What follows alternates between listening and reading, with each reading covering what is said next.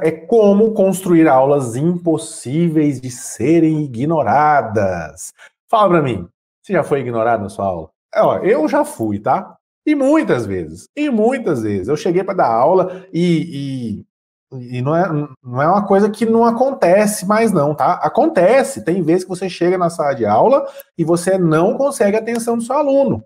Claro que quando você aprende técnicas e o que eu vou falar para você aqui agora, isso é minimizado, tá? Mas, ó, deixa eu falar uma parada aqui, já antes de interagir e já deixar bem claro aqui.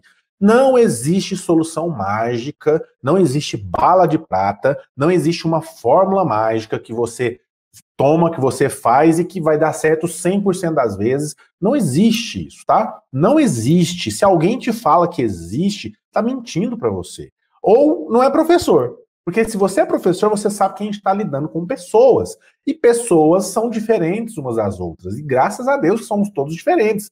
E essa diferenciação, essa heterogeneidade, né? Heterogeneidade. O que é isso, hein? Na sala de aula é o que faz o negócio ser mais legal. Tá? Então, soluções que para mim fizeram sentido, são aplicáveis, replicáveis para outros professores, vai funcionar também, mas não vai alcançar 100% dos alunos todas as vezes, tá? Vai ter vezes que vai alcançar 100% dos alunos, vai ter vezes que não, e tá tudo bem, é normal isso, tá? A questão é que se você diversifica as abordagens, metodologias e ferramentas, você consegue, em momentos diferentes, alcançar alunos diferentes e no final das contas, no longo prazo, você consegue alcançar 100%. Essa é a grande jogada. Ó, então, já dei uma dica, uma super dica aqui agora. Se você prestou atenção, já pegou esse negócio aqui no começo, tá? Quem chegou cedo já pegou essa dica aqui, que já é matadora. Se você entendeu isso aqui, você já tem uma chavezinha que virou na sua cabeça. Você vai perceber que é mais importante ser consistente do que você fazer uma aula show e nunca mais, tá? Quanto mais você fizer, mais resultados positivos você vai ter. Pegou isso aí? Deixa eu compartilhar o meu mapa mental com vocês aqui. Vou compartilhar o mapa mental com vocês para ficar legal da gente visualizar o raciocínio que a gente está apresentando aqui. Beleza? O pessoal está vendo aí na nossa tela. Vai me falando. Qualquer dúvida, coloca no chat aí para a gente interagir, beleza? Como construir aulas impossíveis de serem ignoradas. A primeira coisa que eu quero que você entenda é o seguinte, ó. Para você não ser ignorado, você tem que entender o que faz as pessoas prestarem atenção. É porque você não prestar atenção significa que você está ignorando, certo? Então, ó, se o seu aluno está te ignorando, quer dizer que ele não está prestando atenção em você. Ele está com atenção em outro lugar, beleza? A atenção é igual tempo. Igual tempo. Se você para de gastar o tempo com uma coisa, naturalmente você vai gastar esse tempo com outra coisa. Não fica sem gastar. O tempo não fica sem gastar. Você não pega esse tempo aqui, acumula ele, deixa ele de reserva para você gastar outro dia, entendeu? Então a percepção de tempo extra é essa, é que você pega um tempo, deixa de usar em uma atividade que não estava trazendo nada para você, nenhum benefício, não era uma atividade, uma tarefa relacionada à produção, né, ao seu propósito, e você passa a alocar em alguma coisa que faz sentido para você, que vai te conferir qualidade de vida, né, saúde mental e tal, ou então que está relacionada a alguma tarefa de produção, alinhada com o seu propósito, alinhada com suas metas e objetivos. Entendeu? O mesmo conceito é para atenção, tá? Se você tem atenção em uma coisa, para você, se você deixa de dar atenção para essa coisa, naturalmente essa atenção vai para outra coisa. E não necessariamente essa outra coisa está no mundo físico. Pode estar no mundo virtual, na mente da pessoa. É aquele negócio, né? Tem aluno que às vezes não conversa, não dá trabalho na sua aula, mas ele está em outro mundo. Já viu? Aluno no mundo da lua, ele não está prestando atenção na sua aula, mas ele não está nem te vendo ali. Ele está prestando atenção em alguma coisa na mente dele. Ele está pensando no joguinho que ele estava jogando lá, a fase que ele precisa passar. Ele está pensando na série que ele está assistindo, no anime que ele está assistindo, ele quer saber, pensando o que vai acontecer depois. Ele está pensando, criando alguma coisa na mente dele, criando uma história, está pensando em algum problema, sei lá. Você também faz isso. Você já fez quando era professor, quando era aluno, e você também faz hoje enquanto professor, enquanto pai, enquanto mãe, enquanto qualquer coisa que você faça na sua vida, tá? A sua atenção, ela é distribuída, e se você deixa de dar atenção em uma coisa, você passa a dar atenção a outra coisa. Beleza? Então, esse conceito tem que estar claro. E eu já falei isso algumas vezes e eu sempre gosto de repetir, tá? Tem coisas que a gente fala aqui que para você pode parecer óbvio, só que são nesses detalhes, nessas obviedades da vida, que moram as maiores transformações, que é onde está a chavinha que às vezes a gente passa despercebido. É engraçado que é o seguinte, eu gosto de brincar de pique-esconde com meus filhos, né? De vez em sempre a gente brinca de pique-esconde e tudo mais. E o interessante é que os locais onde eu consigo me esconder melhor deles, eu sou grandão, né? Sou grandão, então para mim é difícil esconder em algum lugar que eles não achem, mas o objetivo não é nem que eles não achem. O objetivo é que eles me achem por último, demorem em achar, né? Esse é o objetivo da brincadeira. E eu gosto de me esconder em locais óbvios. Porque quando eu me escondo em locais óbvios, são os últimos lugares onde eles costumam procurar. Entendeu? Então, usando essa mesma aplicabilidade, nos locais óbvios da nossa vida, moram os principais conceitos, as principais demandas, as melhores sacadas para transformar a sua vida. Porque costuma ser o último lugar que a gente olha. A gente pensa que aquilo lá você já sabe de cor, então você não presta atenção naquilo. Tá? Não presta atenção naquilo. Então, todo professor sabe como é que funciona a atenção. Sabe que qualquer coisa pode desviar a atenção de qualquer um. Não é porque a pessoa tem um problema neurológico que ela vai ter mais ou menos atenção necessariamente, tá? A pessoa pode estar com a mente perfeita, não tem nenhuma dificuldade, nada disso. Mas ela escolhe dar atenção ou focar a atenção em algo diferente da sua aula. Ou ela escolhe focar a atenção na sua aula diferente de outras coisas. E você, enquanto professor, tem que trabalhar uma forma de induzir essa escolha. E olha que bacana. Existe um ramo de estudos, né, um ramo das ciências, né, um ramo da sociedade, em que se especializou nessa tarefa de convencer, de levar, de motivar, de direcionar a atenção das pessoas para aquilo que é necessário. Você sabe que ramo da sociedade, da ciência, que faz isso? Coloca no chat, você sabe. Você tem uma noção de que ramo que faz isso? Que consegue direcionar a atenção das pessoas para aquilo que ela quer? Que consegue persuadir as pessoas a direcionar a atenção, a alocar sua atenção em algo que ela deseja, que a pessoa que busca a atenção deseja. Você consegue? Coloca no chat aí. Fala para mim, pessoal, que ramo que você acha da ciência ou da sociedade, né, que é especializado em persuadir as pessoas a alocarem a sua atenção em algo específico? Que ramo? Você tem noção? Um ramo da sociedade, da ciência e tudo mais, que trabalha isso, de alocar a atenção das pessoas, é o marketing. É o marketing, tá?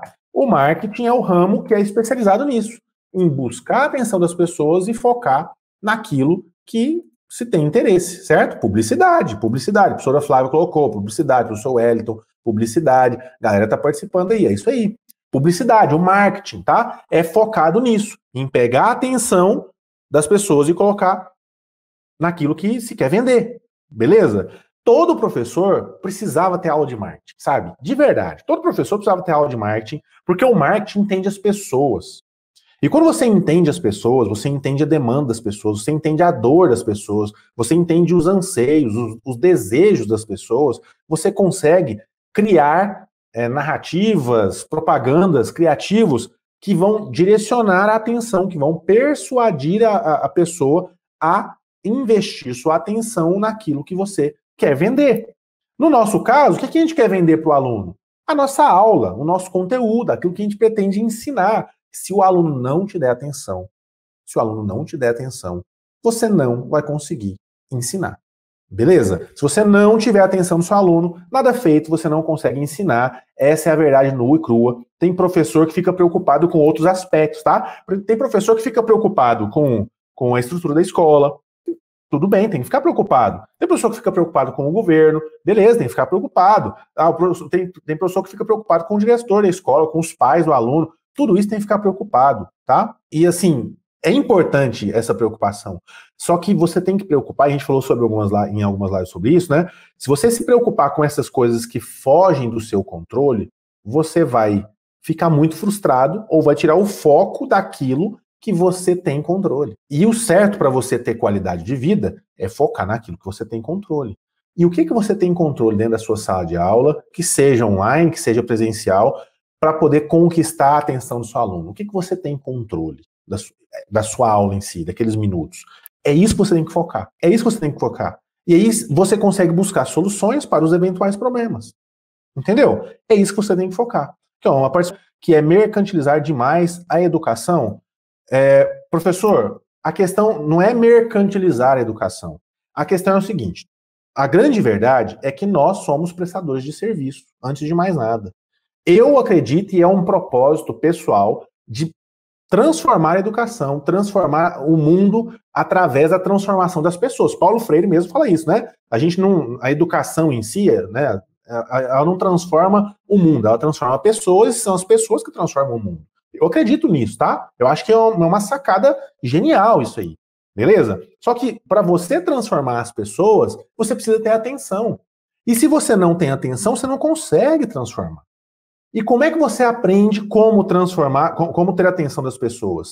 Investindo tempo, fazendo pesquisa. Só que você, nós estamos muito sobrecarregados para fazer pesquisa de como conquistar a atenção, comparado com empresas que faturam bilhões de dólares todo mês, tá? Que fazem pesquisa o tempo todo e que têm uma noção completamente diferente de como, né, muito mais forte, de como que as pessoas pensam, agem e atuam, né, e decidem as coisas na vida.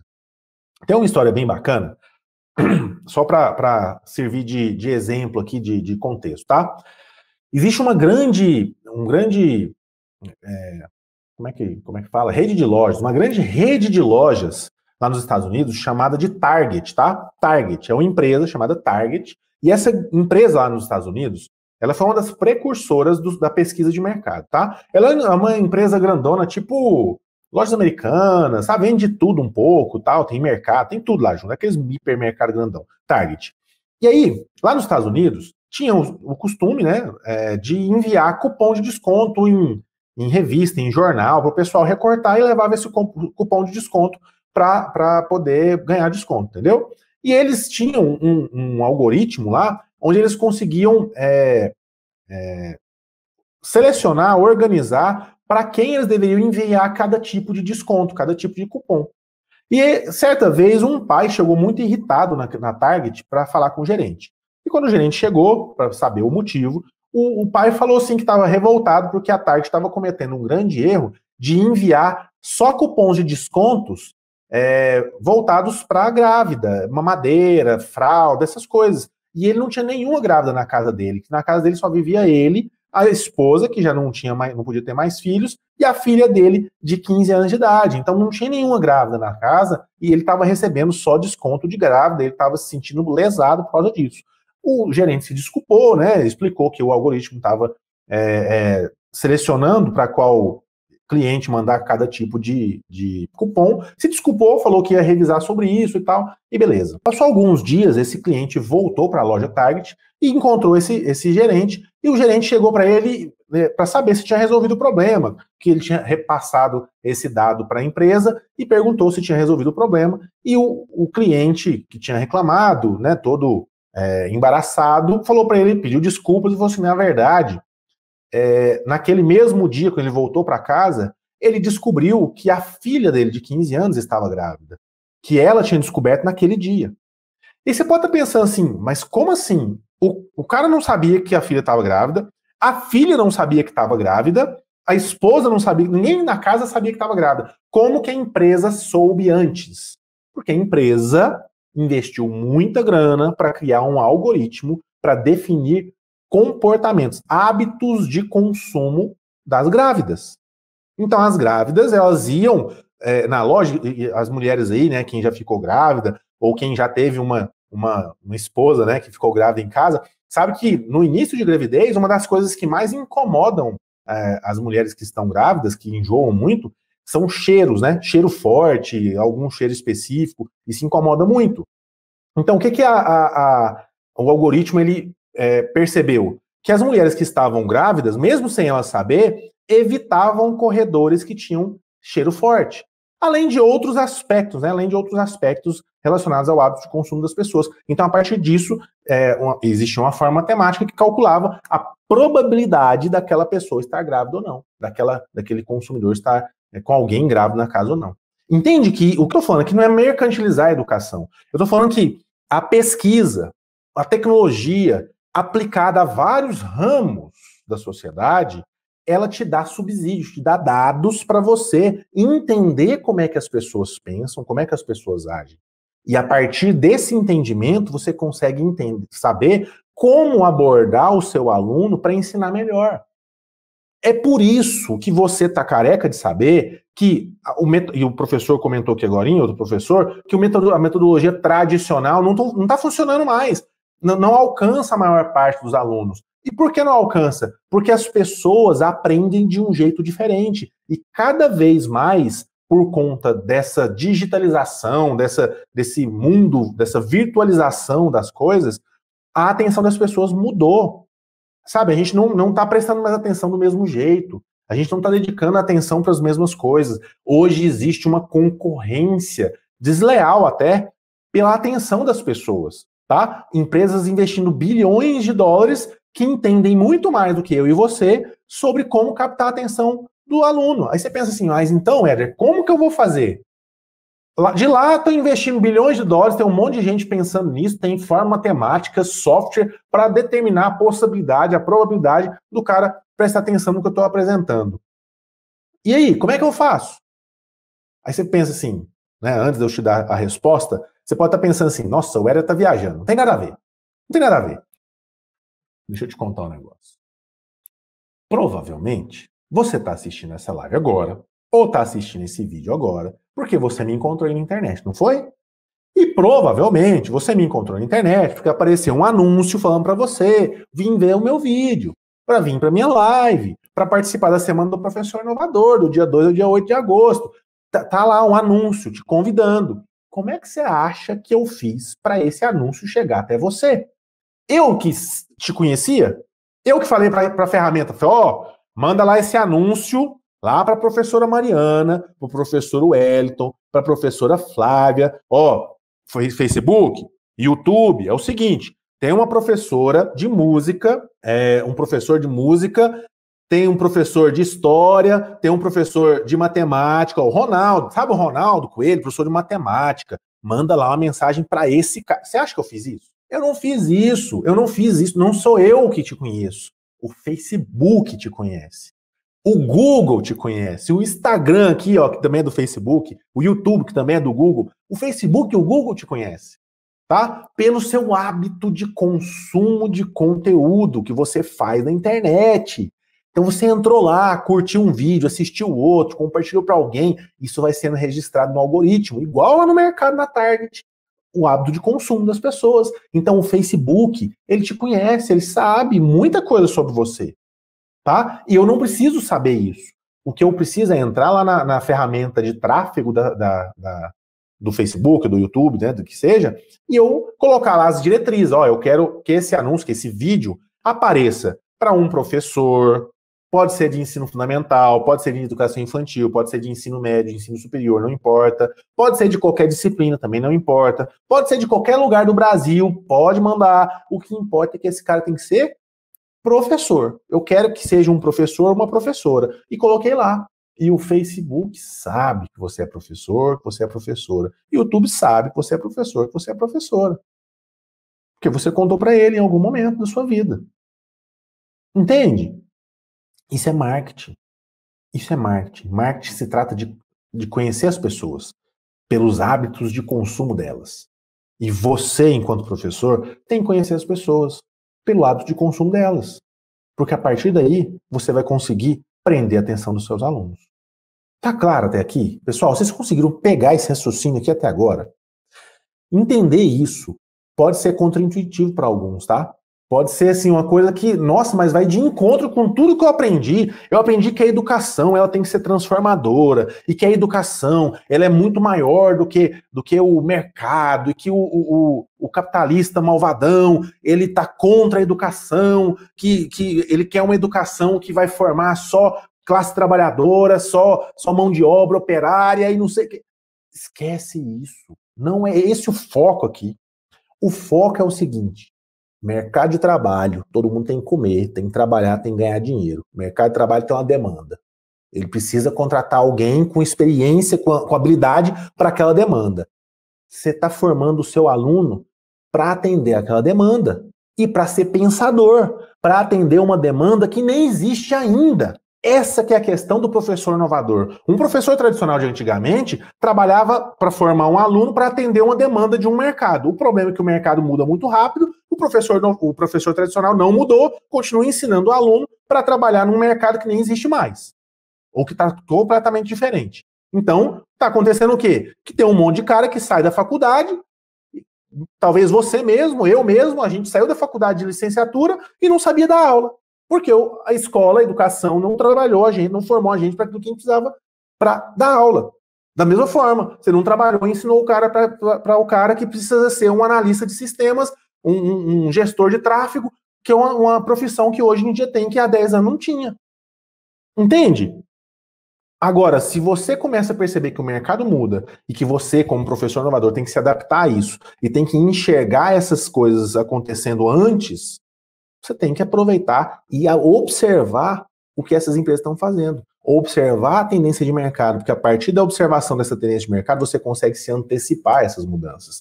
E aí você consegue trabalhar e desenvolver habilidades que o aluno vai precisar num mercado futuro para atuar numa profissão que nem existe hoje, que você nem imagina. Entende?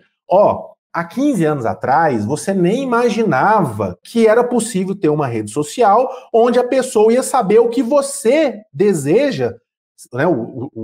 O software, o algoritmo ia saber o que você deseja sem nem você precisar falar nada. Há 15 anos atrás era meio que inimaginável isso. Tá? Então, o que eu estou falando é de avanço tecnológico. Eu estou falando assim, de uma coisa muito além das teorias que a gente viu, que são lindas, maravilhosas, mas que estão defasadas, tá? Então, essa é a grande verdade, eu preciso que fique bem claro isso, tá, pessoal? Eu não quero ser o cara que tá dando má notícia, não, isso é uma boa notícia, porque você tá no lugar certo para aprender como ensinar o seu aluno a desenvolver habilidades que ele vai precisar para a profissão que nem existe. E como é que você faz isso? Se você nem sabe que essa profissão existe, como é que você vai saber o que ensinar para ele? Aí que vem um fato. Você tem que ensinar o cara a pensar. Você tem que ensinar o cara a ser um pensador e não um replicador. A gente tem máquina para replicar. Você tem que ser um mentor para o seu aluno. Mas como é que você vai ser um mentor, vai ensinar alguma coisa para o seu aluno, sendo que a atenção dele não está com você? Você precisa entender alguns princípios, tá? Qual que é o primeiro princípio que eu preciso que você entenda? O primeiro princípio é a pirâmide, é baseado na pirâmide de William Glasser, tá? O William Glasser foi um psiquiatra americano muito alinhado ao Edward Deming, tá? Eu já falei de uma live sobre o Edward Deming. O Edward Deming, ele fala muito sobre essa parte de dados, sabe, de quantificar as coisas. Ele foi o Deming, né, foi um dos responsáveis pela organização do mercado americano para pós Segunda Guerra Mundial. Então, ele conseguiu, junto com sua análise de dados e tudo mais, reorganizar a economia americana, para você ter uma ideia, tá? E o Glasser, ele foi um psiquiatra que fez vários experimentos, vários testes, estudos relacionados a como as pessoas aprendem, tá?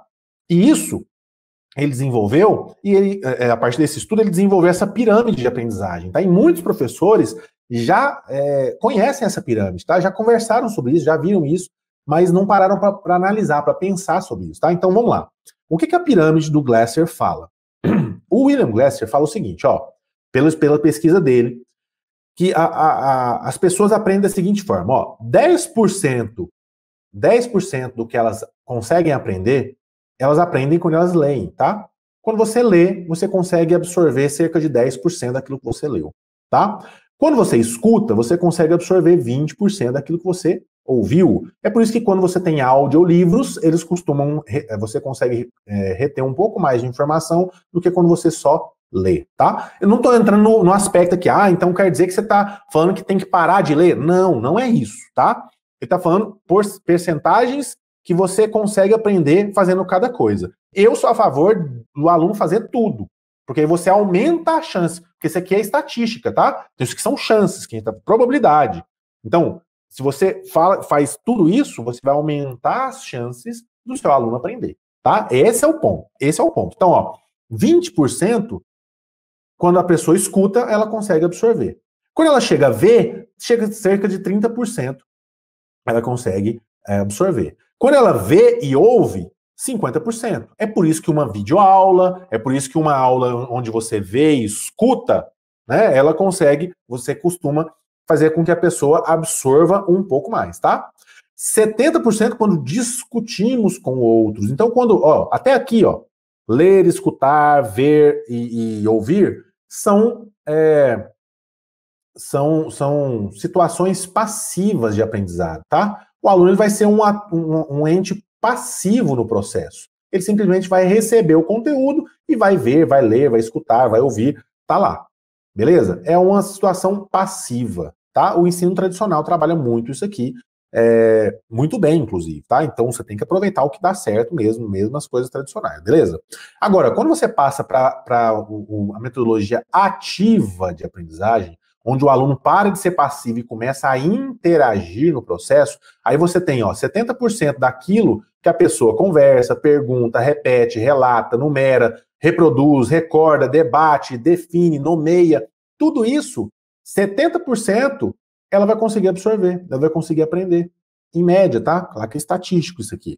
Agora, se você coloca ela para fazer, então primeiro você colocou para discutir. Se você colocar ela para fazer, então escrever, interpretar, traduzir, expressar, revisar, identificar, comunicar, ampliar, utilizar, demonstrar, praticar, diferenciar, catalogar, tudo isso, ó, 80% ele consegue absorver, cerca de 80%. E nós já sabemos disso, né? Mesmo dentro do ensino tradicional, tem os momentos que a gente transmite o conteúdo e depois a gente ia lá e colocava para o cara fazer o quê? Praticar, não é?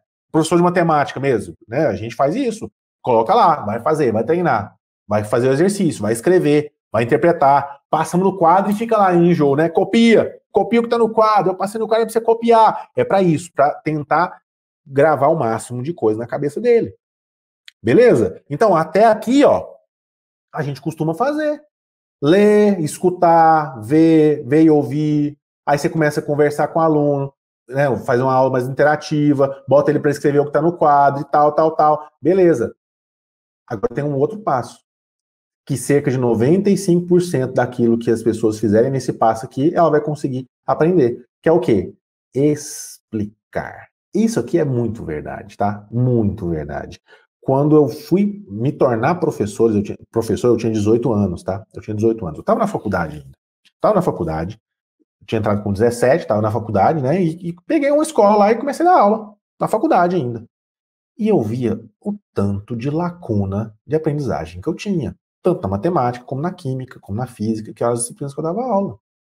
E eu percebi que tinha muita coisa que eu achava que eu sabia e que eu só fui entender de fato, eu só sabia repetir.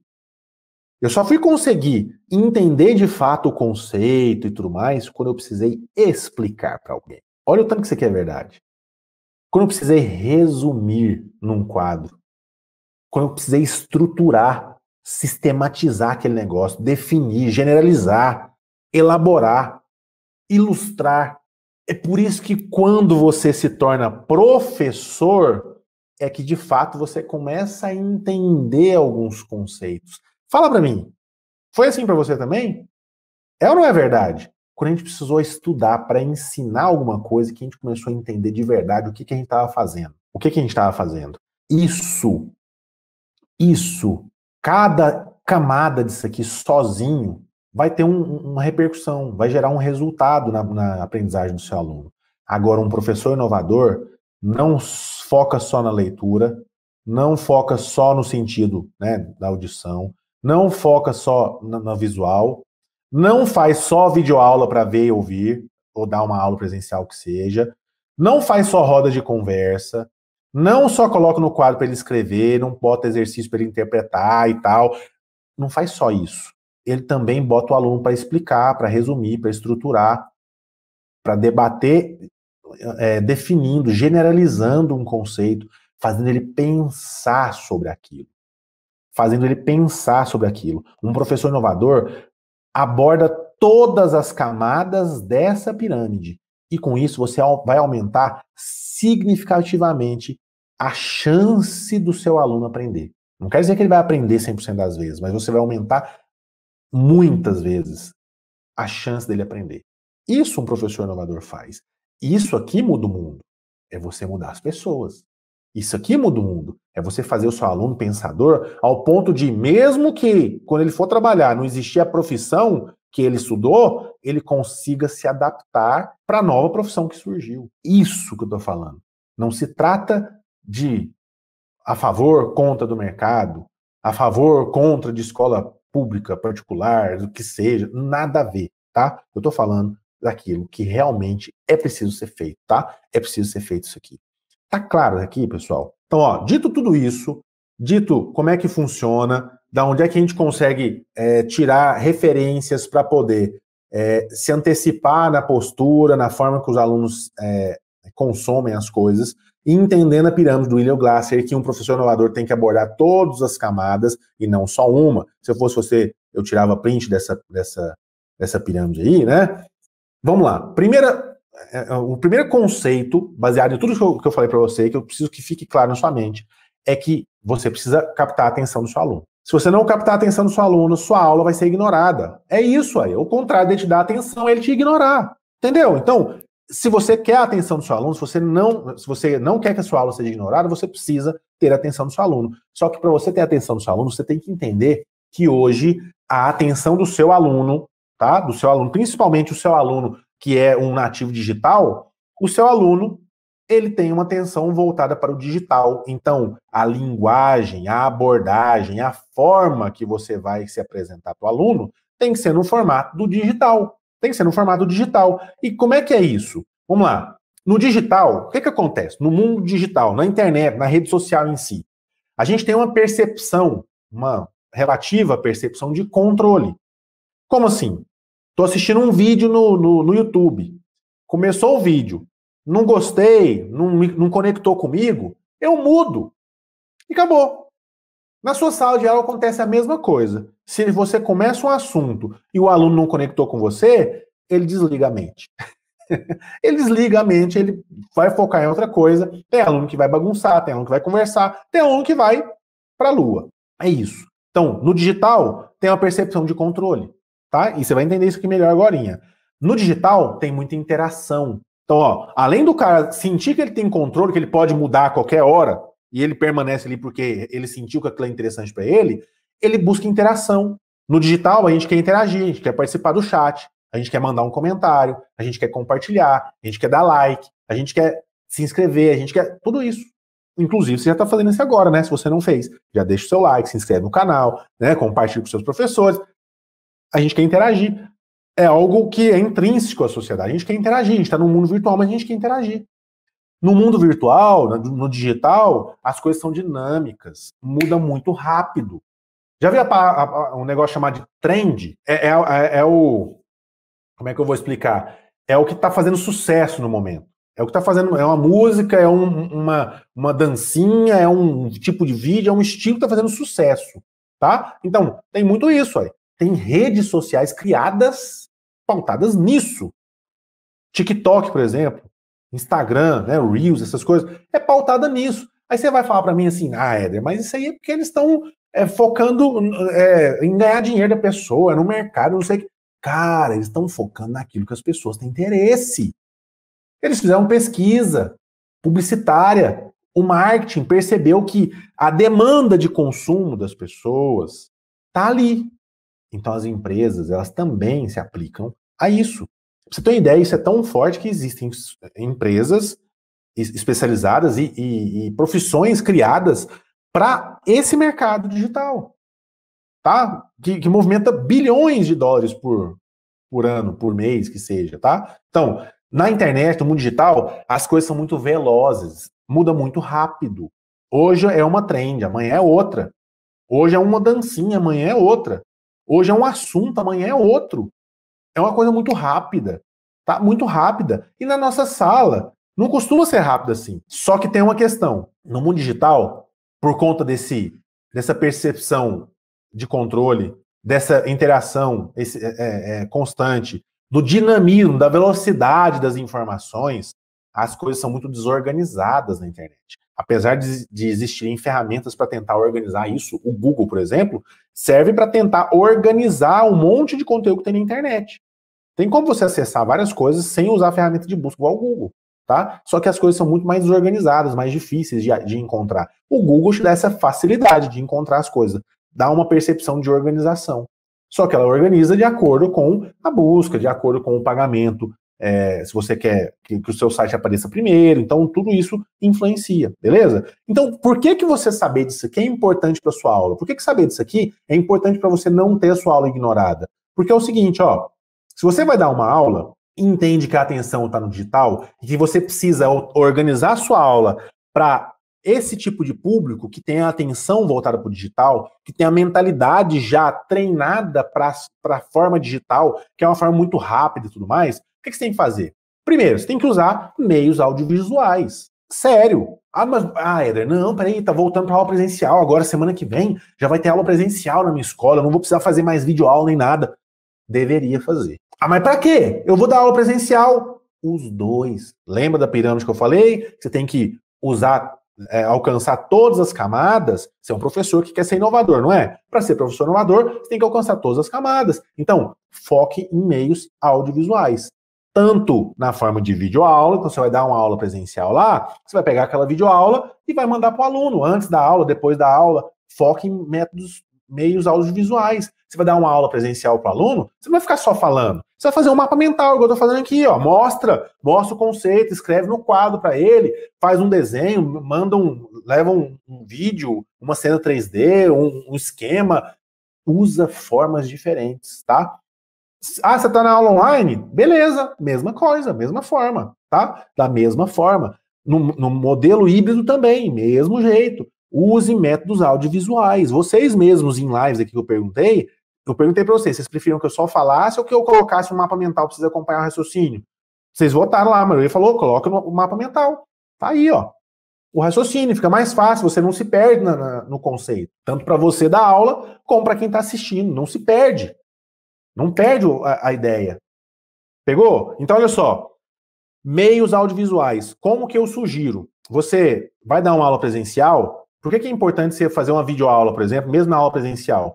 Porque você ganha tempo presencial para trabalhar as outras camadas que exigem a participação ativa do aluno. E que demanda tempo, tá? Então você vai fazer um debate na sua sala, você vai colocar o aluno para explicar alguma coisa, para resumir alguma coisa, para interagir, etc. Você não vai poder gastar 40 minutos da sua aula escrevendo no quadro para ele copiar. Então, qual que é o jeito mais prático? Faz uma videoaula direta, ao ponto, resumida, onde você vai colocar o conteúdo para ele estudar. Ele vai poder assistir 50 vezes a mesma aula se ele quiser. O conteúdo está lá para ele estudar. E na aula você trabalha o quê? A interação, você trabalha a parte esquemática, a parte ativa do aluno, as metodologias ativas e tudo mais, tá? Eu não estou falando isso aqui de teoria. Eu não estou falando isso aqui porque alguém me falou. Eu estou falando isso aqui porque eu já testei, tá? Eu estou falando aquilo que eu já apliquei e deu certo. Eu estou falando aqui que eu aplico na minha aula até hoje, na minha sala de aula, tá? Coisas que eu vejo que dá certo, coisas que eu fiz pesquisa com meus alunos e eu tive esse feedback, tanto em aula online como em aula presencial, tá? Dá certo. É uma coisa que dá certo. Outra coisa importante, inclua emoção. Se você for perceber, as coisas que tem no digital sempre tem um padrão, tá? É um tripé da atenção no digital. Tem um ponto em comum para criar conexão com a pessoa, tem algo novo, que novidade sempre chama atenção, e tem emoção. Que seja uma coisa alegre, que seja triste, que seja nojento, sei lá. Você trabalha emoções básicas, viscerais. O seu aluno, ou a pessoa que está assistindo alguma coisa, que está, né, dando atenção para aquilo lá, ela vai tender a permanecer dando atenção.